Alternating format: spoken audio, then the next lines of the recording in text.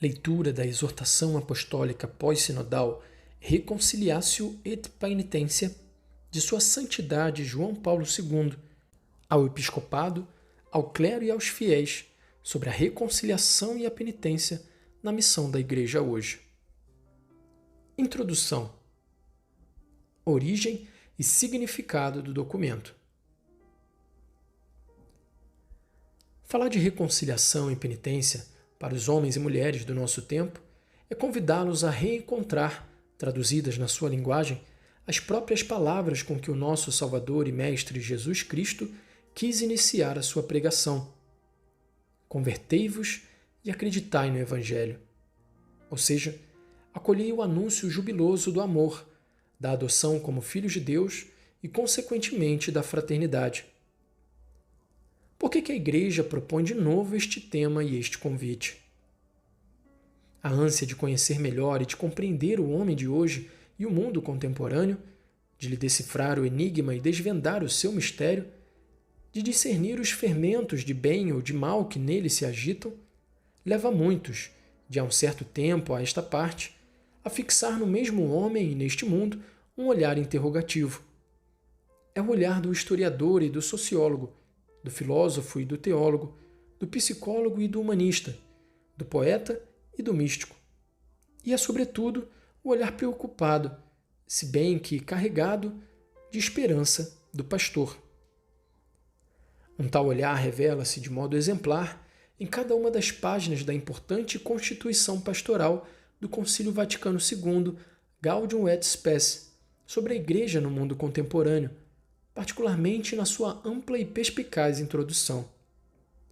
Esse olhar revela-se de igual modo em alguns documentos emanados da sabedoria e da caridade pastoral dos meus veneráveis predecessores, cujos luminosos pontificados ficaram marcados pelo acontecimento histórico e profético que foi esse concílio ecumênico. Como os outros olhares, também o olhar do pastor descobre, infelizmente, entre diversas características do mundo e da humanidade do nosso tempo, a existência de numerosas, profundas e dolorosas divisões. Um mundo despedaçado. Estas divisões manifestam-se nas relações entre as pessoas e entre os grupos, como também ao nível das coletividades mais amplas, nações contra nações e bloco de países contrapostos numa árdua busca de hegemonia. Na raiz das rupturas, não é difícil identificar conflitos que, em vez de serem resolvidos mediante o diálogo, se agudizam no confronto e na oposição.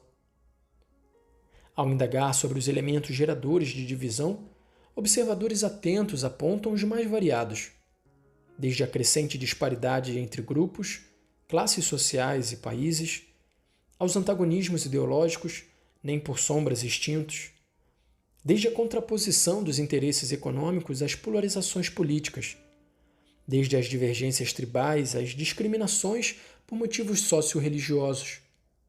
De resto, algumas realidades, bem à vista de todos, constituem como que o rosto lastimoso da divisão, de que são fruto e de que acentuam a gravidade com irrefutável realismo. Podem recordar-se, entre tantos outros dolorosos fenômenos sociais do nosso tempo, o espezinhar dos direitos fundamentais da pessoa humana, sendo o primeiro entre eles o direito à vida e a uma digna qualidade de vida. E isso apresenta-se mais escandaloso na medida em que coexiste com uma retórica nunca antes conhecida sobre os mesmos direitos. As insídias e as pressões contra a liberdade dos indivíduos e das coletividades, sem excluir a liberdade de manter, professar e praticar a própria fé, que é mesmo das mais atingidas e ameaçadas. As várias formas de discriminação, racial, cultural, religiosa e etc. A violência e o terrorismo. O uso da tortura e as formas injustas e ilegítimas de repressão. A acumulação de armas convencionais ou atômicas, a corrida aos armamentos, com despesas bélicas que poderiam servir para aliviar a miséria imerecida de povos social e economicamente em condições deprimentes. A distribuição iníqua dos recursos do mundo e dos bens da civilização, que atinge o seu cúmulo num tipo de organização social por força da qual a distância entre as condições humanas dos ricos e dos pobres aumenta cada vez mais. A potência avassaladora desta divisão faz do mundo em que vivemos um mundo despedaçado, até mesmo nos seus fundamentos. Por outro lado, uma vez que a Igreja, sem se identificar com o mundo, nem ser do mundo, está inserida no mundo e está em diálogo com o mundo. Não é para se admirar que se notem na sua própria estrutura repercussões e sinais da divisão que dilacera a sociedade humana. Para além das cisões entre as comunidades cristãs que de há séculos a contristam, a Igreja experimenta hoje no seu seio, aqui e além, divisões entre as suas próprias componentes, causadas pela diversidade de pontos de vista e de escolhas no campo doutrinal e pastoral. Também estas divisões podem, por vezes, parecer irremediáveis. Por mais impressionante que se apresentem tais lacerações à primeira vista, só observando-as em profundidade se consegue individuar a sua raiz. Esta encontra-se numa ferida no íntimo do homem. À luz da fé, chamamos-lhe pecado, começando pelo pecado original, que cada um traz consigo desde o nascimento, como uma herança recebida dos primeiros pais, até os pecados que cada um comete, abusando da própria liberdade. Nostalgia de reconciliação. E, no entanto, o mesmo olhar indagador, se é suficientemente perspicaz, captará no seio da divisão um desejo inconfundível da parte dos homens de boa vontade e dos verdadeiros cristãos de recompor as fraturas, de cicatrizar as lacerações e de instaurar a todos os níveis uma unidade essencial. Este desejo comporta, em muitos casos, uma verdadeira nostalgia de reconciliação, mesmo quando não é usada tal palavra. Para alguns, trata-se como que de uma utopia, a qual poderia tornar-se a alavanca ideal para uma verdadeira transformação da sociedade. Para outros, apresenta-se, ao contrário, como o objeto de uma árdua conquista e, portanto, uma meta a atingir, através de um sério empenhamento de reflexão e de ação. Em qualquer caso, a aspiração a uma reconciliação sincera e consistente é, sem sombra de dúvida, um móvel fundamental da nossa sociedade, como que reflexo de um irreprimível desejo de paz. E é-o tão vigorosamente, por mais paradoxal que pareça, quanto mais perigosos são os próprios fatores de divisão. A reconciliação, todavia, não poderá ser menos profunda do que se apresenta a divisão. A nostalgia da reconciliação e a própria reconciliação serão plenas e eficazes na medida em que atingirem, para a curar, aquela dilaceração primordial que é a raiz de todas as outras, ou seja, o pecado. A visão do Sínodo. Portanto, todas as instituições ou organizações que se destinam ao serviço do homem e interessadas em salvá-lo nas suas dimensões fundamentais, hão de volver um olhar penetrante para a reconciliação, para aprofundar o seu significado e todo o seu alcance e tirar daí as necessárias consequências para a ação. A um olhar assim, não podia eximir-se a Igreja de Jesus Cristo. Com dedicação de mãe e inteligência de mestra, ela solícita e atenta aplica-se em captar na sociedade, com sinais da divisão, também aqueles outros não menos eloquentes e significativos da busca de reconciliação. A Igreja sabe, de fato, que lhe foi dada especialmente a ela a possibilidade e lhe está confiada a missão de tornar conhecido o sentido verdadeiro, profundamente religioso e as dimensões integrais da reconciliação, contribuindo assim, já só com isso, para esclarecer os termos essenciais da questão da unidade e da paz. Os meus predecessores não cessaram de pregar a reconciliação e de convidar a pô-la em prática a humanidade inteira, bem como cada setor e cada parcela da comunidade humana que viam dilacerada e dividida. E eu próprio, por um impulso interior, que obedecia ao mesmo tempo, estou certo disso, à inspiração do alto e aos apelos da humanidade, em dois termos diversos, ambos solenes e bem importantes, quis pôr em foco o tema da reconciliação. Em primeiro lugar, convocando a Sexta Assembleia Geral do Sínodo dos Bispos. E, em segundo lugar, fazendo dele o ponto central do ano jubilar, proclamado para celebrar o aniversário da redenção de número 1950. E quando houve de designar um tema para o sínodo, encontrei-me plenamente de acordo com o que tinha sugerido por muitos dos meus irmãos no episcopado, ou seja, quanto ao tão fecundo tema de reconciliação, em estreita ligação com o da penitência. O termo e o próprio conceito de penitência são bastante complexos. Se a relacionarmos com a metanoia, a que se referem os sinóticos, a penitência significa, então, a íntima mudança do coração sob o influxo da palavra de Deus e na perspectiva do reino. Mas penitência quer dizer também mudar de vida, em coerência com a mudança do coração. E neste sentido, o fazer penitência completa-se com o produzir frutos condignos de arrependimento. É a existência toda que se torna penitencial, aplicada numa contínua caminhada em tensão para o que é melhor. Fazer penitência, no entanto, só será algo de autêntico e eficaz se se traduzir em atos e gestos de penitência. Neste sentido, penitência significa, no vocabulário cristão, teológico e espiritual, a ascese, isto é, o esforço concreto e cotidiano do homem, amparado pela graça de Deus, por perder a própria vida, por Cristo, como o único modo de a ganhar. Esforço por se despojar do homem velho e revestir-se do novo, por superar em si mesmo o que é carnal, para que prevaleça o que é espiritual. E esforço por se elevar continuamente das coisas de cá de baixo para as lá do alto, onde está Cristo. A penitência, portanto, é a conversão que passa do coração às obras e, por conseguinte, a vida toda do cristão. Em cada um destes significados, a penitência anda intimamente ligada com a reconciliação, uma vez que reconciliar-se com Deus, consigo mesmo e com os outros, pressupõe que se supera a ruptura radical que é o pecado. Ora, isto só se realiza através da transformação interior ou conversão, que frutifica na vida mediante os atos de penitência. O documento base do Sínodo, preparado só com a finalidade de apresentar o tema, acentuando alguns dos seus aspectos fundamentais, permitiu às comunidades eclesiais que existem pelo mundo refletir durante quase 2 anos sobre estes aspectos de uma questão, qual é a da conversão e da reconciliação, que interessa a todos. E, além disso, de a ela ir buscar um renovado dinamismo para a vida e para o apostolado cristão.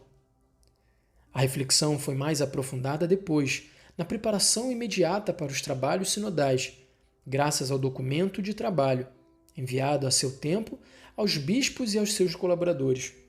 E, por fim, durante um mês inteiro, os padres sinodais, assistidos por todos aqueles que foram chamados para a Assembleia propriamente dita, com grande sentido de responsabilidade, trataram do mesmo tema e dos problemas, numerosos e variados, com ele conexos.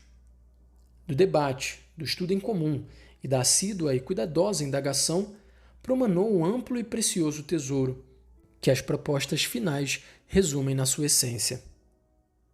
A visão do Sínodo não ignora os atos de reconciliação, alguns dos quais passam quase inobservados na sua verificação cotidiana, que, embora em graus diversos, servem para acabar com as muitas tensões, para superar os muitos conflitos e para vencer as pequenas e grandes divisões, restabelecendo a unidade.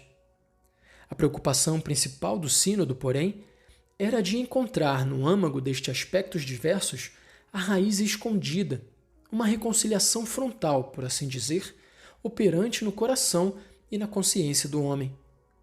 O carisma e, simultaneamente, a originalidade da Igreja, no que respeita à reconciliação, qualquer que seja o nível em que deva ser posta em prática, residem no fato de a mesma Igreja ir sempre buscar a sua origem aquela reconciliação frontal. Em virtude da sua missão essencial, a Igreja se sente-se, de fato, no dever de chegar até as raízes da laceração primordial do pecado, para aí operar o saneamento e restabelecer, como que uma reconciliação, também ela primordial, que seja o princípio eficaz de toda a verdadeira reconciliação. Foi isto que a Igreja teve em vista e propôs mediante o Sínodo. Desta reconciliação nos fala a Sagrada Escritura, convidando-nos a fazer todos os esforços para alcançá-la, mas diz-nos, por outro lado, que ela é, primeiro que tudo, um dom misericordioso de Deus ao homem. A história da salvação, a salvação de toda a humanidade, como a de cada homem em qualquer momento, é a história admirável de uma reconciliação. Aquela reconciliação pela qual Deus, que é Pai, no sangue e na cruz do seu Filho feito homem, reconciliou consigo o mundo, fazendo nascer assim uma nova família de reconciliados. A reconciliação torna-se necessária porque se deu a ruptura do pecado, da qual derivam todas as outras formas de ruptura no íntimo do homem e à sua volta. A reconciliação, portanto, para ser total, exige necessariamente a libertação do pecado, rejeitado nas suas raízes mais profundas. Por isso, há uma estreita ligação interna que une conversão e reconciliação. É impossível dissociar as duas realidades ou falar de uma sem falar da outra. O Sínodo falou, ao mesmo tempo, da reconciliação de toda a família humana e da conversão do coração de cada pessoa, do seu regresso a Deus, querendo confirmar e proclamar que a união entre os homens não se poderá realizar sem a mudança interior de cada um. A conversão pessoal é o caminho necessário para a concórdia entre as pessoas. Quando a Igreja anuncia a boa nova da reconciliação ou se propõe torná-la realidade através dos sacramentos, desempenha um verdadeiro papel profético, denunciando os males do homem na sua nascente contaminada, indicando a raiz das divisões e infundindo a esperança de poder superar as tensões e os conflitos para chegar à fraternidade, à concórdia e à paz em todos os níveis e em todas as camadas da sociedade humana. Ela transforma uma condição histórica de ódio e de violência numa civilização de amor. Ela proporciona a todos o princípio evangélico e sacramental daquela reconciliação frontal, da qual brotam todos os outros gestos ou atos de reconciliação, mesmo a nível social. É desta reconciliação, fruto da conversão, que trata a presente exortação apostólica. Com efeito, como já aconteceu depois das 3 precedentes assembleias sinodais, também desta vez os próprios padres quiseram deixar nas mãos do bispo de Roma, pastor universal da Igreja e chefe do colégio episcopal, na sua qualidade de presidente do sínodo, as conclusões do próprio trabalho. Aceitei como grave e grato dever do meu ministério a tarefa de colher na imensa riqueza do sínodo para apresentar ao povo de Deus, qual fruto do mesmo sínodo, uma mensagem doutrinal e pastoral sobre o tema da penitência e da reconciliação.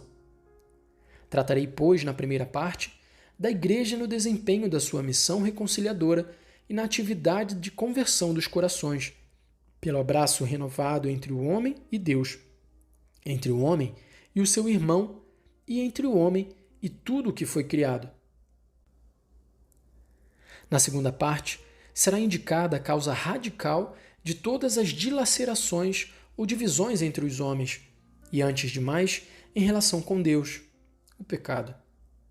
Por fim, apontarei aqueles meios que permitem à Igreja promover e suscitar a plena reconciliação dos homens com Deus e, consequentemente, dos homens entre si. O documento que agora confio aos filhos da Igreja, bem como a todos aqueles que, crentes ou não, olham a mesma Igreja com interesse e ânimo sincero, pretende ser a resposta que se impõe a tudo aquilo que o Sínodo me pediu.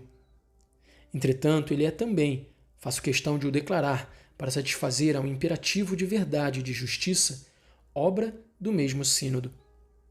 O conteúdo destas páginas, de fato, dele é proveniente, da sua preparação remota ou próxima, do documento de trabalho, das intervenções na sala sinodal, nas reuniões de grupo e, sobretudo, das 63 propostas. Encontra-se aqui o fruto do trabalho conjunto dos padres, entre os quais não faltavam os representantes das igrejas orientais, cujo patrimônio teológico, espiritual e litúrgico é tão rico e venerável, também pelo que respeita à matéria que aqui nos interessa. Além disso, o Conselho da Secretaria do Sínodo, em 2 importantes sessões, avaliou os resultados e as orientações da Assembleia Sinodal, logo que esta terminou, pôs em evidência a dinâmica das referidas propostas e traçou as linhas julgadas mais idôneas para a estrutura do presente documento. Estou grato a todos aqueles que realizaram este trabalho. Enquanto fiel à minha missão, quero aqui transmitir aquilo que no tesouro doutrinal e pastoral do Sínodo me parece providencial para a vida de tantos homens, nesta hora, há um tempo magnífico e difícil da história. Convém fazê-lo, e afigura-se algo especialmente significativo, enquanto está ainda viva a recordação do Ano Santo, todo ele vivido sob o signo da penitência, conversão e reconciliação. Que esta minha exortação, confiada aos irmãos no episcopado e aos seus colaboradores, presbíteros e diáconos, aos religiosos e religiosas, a todos os fiéis e aos homens e mulheres de consciência reta, possa constituir não apenas um instrumento de purificação, de enriquecimento e aprofundamento da própria fé pessoal, mas também um fermento capaz de estimular no coração do mundo a paz e a fraternidade, a esperança e a alegria, valores que brotam do Evangelho acolhido, meditado e vivido dia a dia, olhando para o exemplo de Maria, mãe de nosso Senhor Jesus Cristo, pelo qual aprouve a Deus reconciliar consigo todas as criaturas.